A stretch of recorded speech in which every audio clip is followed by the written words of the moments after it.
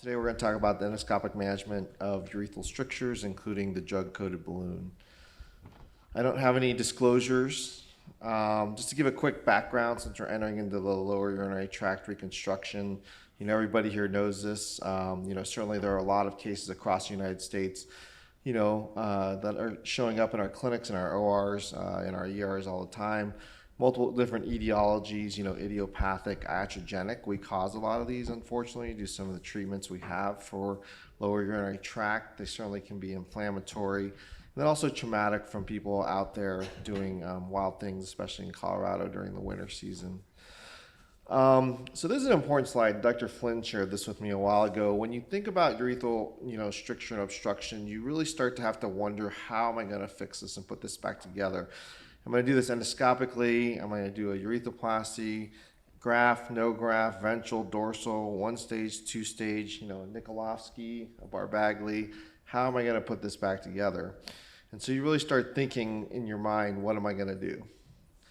So this is a nice study done a while ago with Dr. Mori, where they looked at the practice patterns amongst urologists who were certifying to become board certified. And then they looked at their case logs, and a majority of them were doing dilations. A few of them were doing DVIUs, and even more rare was urethroplasty at 4%.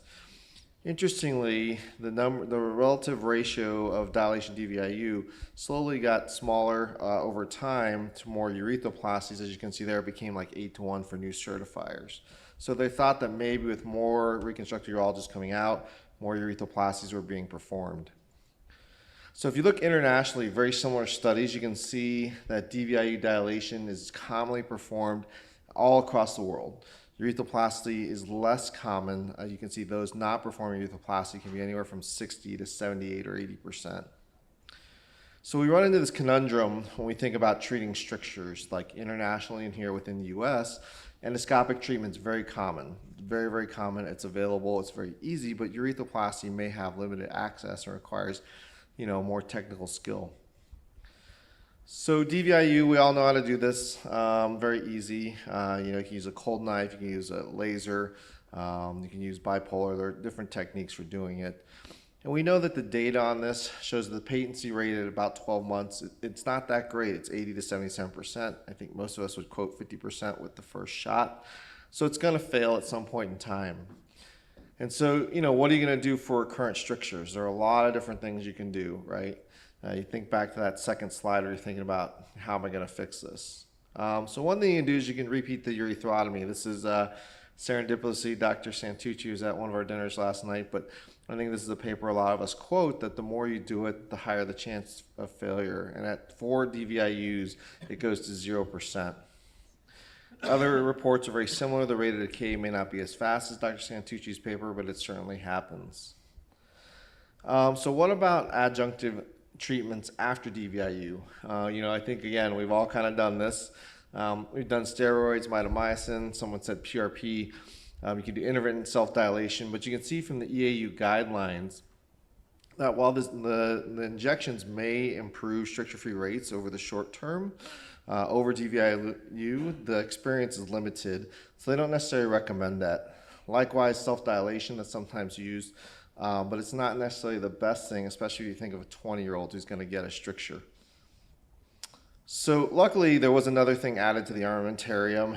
The FDA-approved in 2021, this drug-coated balloon known as the Optilume, coated with paclitaxel. It's important to note, this is straight off the FDA website for when they applied for their approval. It's supposed to be used in adult males for urethral strictures of less than or equal to the 3 centimeters in length. So it's got approval with a pretty wide range of strictures that could be treated. A brief overview of the DCB. It's paclitaxel coated, that came out in the 1990s as an anti-proliferative chemotherapy. It's used mostly in solid organ tumors of the GI tract. But it was also showed a real resurgence in drug-eluting stents for cardiac reasons to prevent restenosis. It works to stabilize microtubules. There's all this science PhD stuff that you can read about. But it basically inhibits new tissue growth and scarring. Interestingly, like we all know, what it does is when you deploy the balloon, it causes these little micro fissures or crack radially through the stricture. And then the drug, which is on this white part of the balloon, will then move into the tissue with rapid uptake. and then it can stay in the tissue for up to about 28 days, which goes through all the different phases of healing that we learned about. So how did it get approved? These are some of the studies that they did. The first one is the Robust 1 study. It's a prospective multi-center study done in Latin America for recurrent anteurethral strictures, so recurrent. So all these patients had anteurethral strictures less than 2 centimeters that had been treated before. The exclusion criteria included prior urethroplasty, lichen sclerosis. Radiation was not included in that first study. And then they followed them up for quite a long time using cystoscopy, questionnaires, etc. And their efficacy was the ability to pass a cystoscope or 14 French catheter with minimal resistance. So to summarize this study, every year they came out with an update, but this is just a table that I kind of put together where it shows, over the years, you can see the functional success was pretty good. It was around 70%. And after 3 years, they found their freedom for retreatment was about 77%. So this looks very promising that after 3 years, you have a pretty good freedom from retreatment. So then there was a Robust 2 study, which basically they started in America doing the same thing as the Robust 1. I won't talk about that, but very similar results. So then the next step was to do a multi-center randomized study, 2-to-1, a prospective single-blind trial in the US and Canada with 22 sites. Again, this was for recurrent anterior urethral stricture, but they expanded their inclusion criteria to include penile strictures. They expanded the length to be less than 3 centimeters, and then they also had radiated patients within this and then followed them very similarly.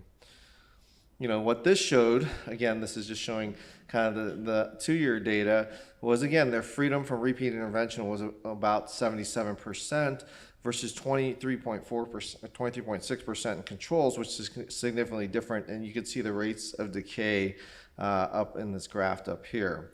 So the Robust 3 study also showed very good promising results in a little bit different strictures from the Robust 1. So with all these data coming out, most of us know the AUA updated their guidelines for urethral stricture last year, and now surgeons may offer, urethral dilation or DVIU combined with drug-coated balloons for recurrent bulbar strictures less than 3 centimeters in length. The language is interesting because they don't tell you what the recurrent stricture was caused by, urethroplasty, DVIU, how did the recurrent stricture occur, so a little bit of latitude in how you can use this. Quickly, it's a simple procedure. We won't go through it. Obviously, the learning curve is very low. Urethroplasty, they say you need 70, 90 cases on your own before you become proficient. So very easy procedure.